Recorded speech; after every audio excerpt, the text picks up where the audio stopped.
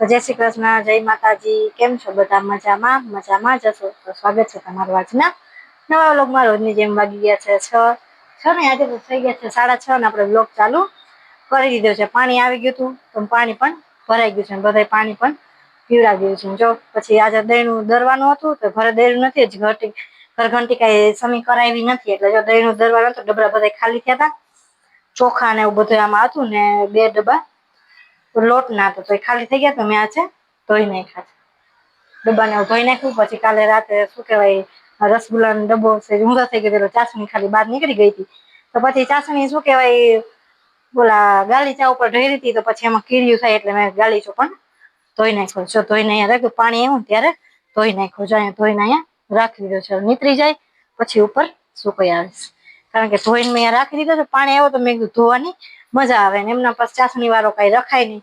રાખે તો પછી અત્યારે કીડીઓ તમને બધાને ખબર જ છે કોને કોને, આમ કે જરા કઈ વસ્તુ ધોઈ હોય તો કીડીઓનો ઢગલો થાય.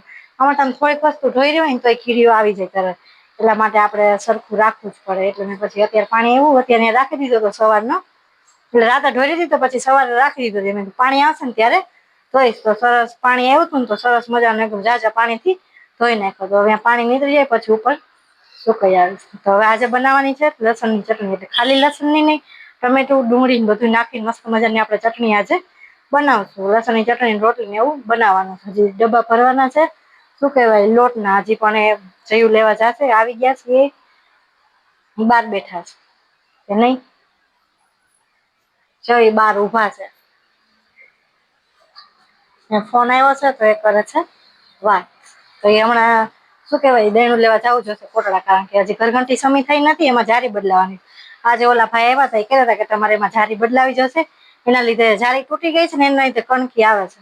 તો એ જારી કાલ જઈ લઈ આવશે પછી આપણે ઘરે દરવાનું ચાલુ કરી દઈશું. તો લોટ લઈ આવ્યા પછી લોટનો ડબ્બા મમ્મી આવશે તો એ ભરી દેશે, પાછા હું રાખી દઈશ. પછી આપણે લસણ ને બધું હજી ફોલવાનું છે. લસણની સરસ મજાની ચટણી બનાવશું બધું નાખીને.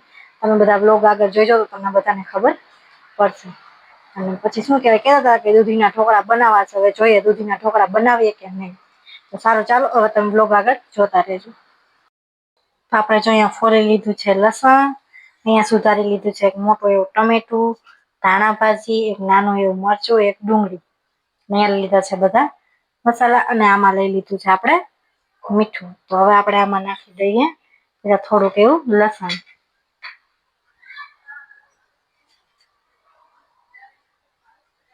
થોડુંક આપણે લસણ નાખી દીધું છે.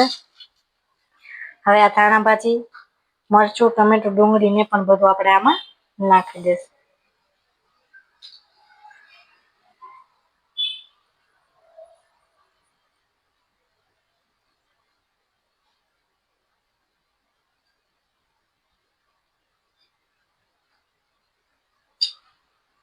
આવી રીતે તમે પણ બધા એક ચટણી જરૂર બનાવજો, બહુ મસ્ત બનશે. હવે આપણે આમાં નાખી દઈએ મીઠું.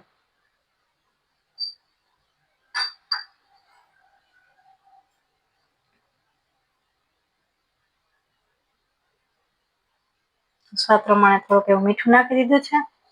હવે આપણે આમાં નાખી દઈએ બધા મસાલા.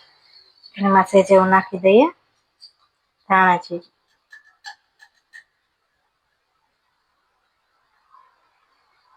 સેજ એવી નાખી દઈએ હળદર. ચટણી આપણે વધારે નાખશું કારણ કે ચટણી જ બનાવવાની છે એટલે ચટણી આપણે વધારે નાખશું.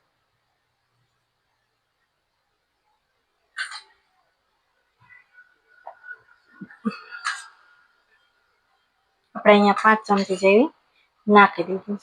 આપણે જેટલી જી પ્રમાણે બનાવીએ એ પ્રમાણે નાખાય. તો આપણે સરસ રીતે બધા મસાલા અંદર નાખી દીધા છે. હવે આને સરસ રીતે બધું એકદમ પીસી લેવાનું છે. તો સારું ચાલો હવે હું પીસી લઉં પછી તમને આગળ બતાવું. જો દહીણું શું કે આવીને કામ આવી સીધી કે હાલો જાવ કોટડા કેરી લઈ આવો. કેરી લેતી આવી, પછી દૂધ લેતી આવી. જો દૂધ લેવી, પછી આ ખાખરા લેવી, પછી આ ફાફડા ગાંઠિયા, આ સંપાકલી ગાંઠિયા, આ દહીણું. અમારે કઈ જારી કેસ તૂટી ગઈ છે. હા આવ્યા હતા તો જારી કેસ લેવી છું. મારે જોવી તો કેમ જારી તૂટી ગઈ છે એવું કઈ મને તે દેખી તે જોઈ આપ જઈને બતાવતા હે ભાઈ. તો મને કણકી નીકળે છે એમાં. હે હા આવ્યા તા જોવા. તો બીજું શું જારી બીજી નવી લઈ લેવાની હોય એમાં કઈ ન હોય. આપડે બેસ જ આ બધું લે. મારે ખાખરા તું કઈ કેતી હતી મારે ખાખરા ખાવા તો જો આજ લેતી આવી જીરા મસાલા. જીરા મસાલા ભાવ મેથી વાળા લેતી હતી મેં કીધું 2 લેતી હતી મેં દવા એક જ લેવા દન હા પછી લઈ આવીશું આપડે પછી ઘરમાં એવું રહ્યું. કાચી લીધી પાકી. પાકી લીધી કાશી તો ત્યાં નહોતી તો પાકી લેતા આવ્યા લઈ આવીશું પાછું એકાદું બોક્સ. આપડે પછી તું જવાની છો બસ આપડે કઈ બેન ને કોઈ આવક ન આવક પછી હું તે અમે મા દીકરો આવીશું પછી કા હા તે વયો જા. હા તો હું એકલી આવીશ ત્યાં કેરી 4-5 બોક્સ મૂકીને જઈજો બરોબર ને. તું વયો જાય મને મૂકીને લા જોઈ ગયો આવું કોઈ છોકરા કરો કોમેન્ટ કહેજો બરોબર. ના ફાફડી લીધી તો મેં કીધું તીખા વાળી નથી ખાતા હોય જયેશ કે મારે ફાફડી ખાવી તો સાર લીધી ફાફડી છે. જીવરાજભાઈ નું પ્રખ્યાત હો કોટડામાં ફરસાણ કા ગમે એટલું ખાઈ તો માંદા ન પડી. સરસ મજાનું જો ફરસાણ દૂધ લેતી આવી પછી દૂધ લેવા કોણ જા.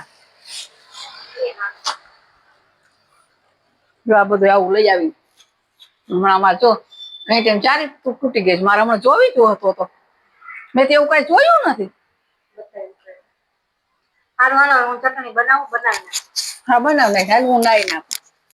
તો એ જો ચટણી મેં સરસ મજાની ખાંડી નાખી છે નયા મૂકી દીધું છે તેલ ગરમ કરવા. તેલ ગરમ થઈ જાય એટલે આમાંથી ખાલી આપણે નાખવાની છે બીજું કઈ નાખવાનું નથી.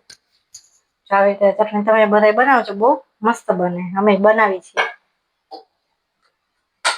હિંગ નાખીને ખાલી આપણે વઘારવાનું જ છે. તો હવે તેલ ગરમ થઈ જાય પછી હિંગ નાખીને વઘારી નાખીએ. તો હવે થઈ ગયું છે તેલ ગરમ ને આપણે નાખી દઈએ થોડીક એવી હવે નાખી દઈએ ચટણી.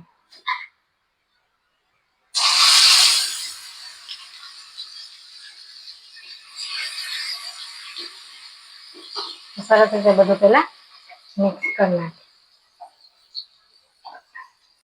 તો જોઈ લે આપણે થોડીક વાર સેજ એવું પાણી નાખીને સરસ રીતે પાકવા દીધી જેથી કરીને ચટણી કાચી ન રહી. તો જો સરસ મજાની આપણી ચટણી બની થઈ ગઈ છે તૈયાર.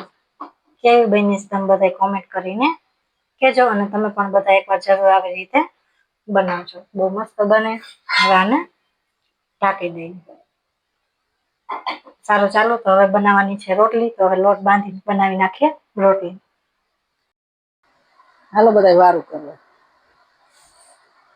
જો રોટલી પછી અમે ચટણી આજ બનાવીશ તમને રેસીપી આપી જ છે કા કેરી પછી ગાંઠિયા ચંપાકલી ગાંઠિયા ફાફડા ગાંઠિયા અને ઠંડી ઠંડી સાઈઝ તો અહીંયા પડી સાહેબ જો. તો બધાને વારું પાણી કરવા હોય તો આવો મારા કલે જેવું કા આવી જાવ બધા મારા કલે જેવું.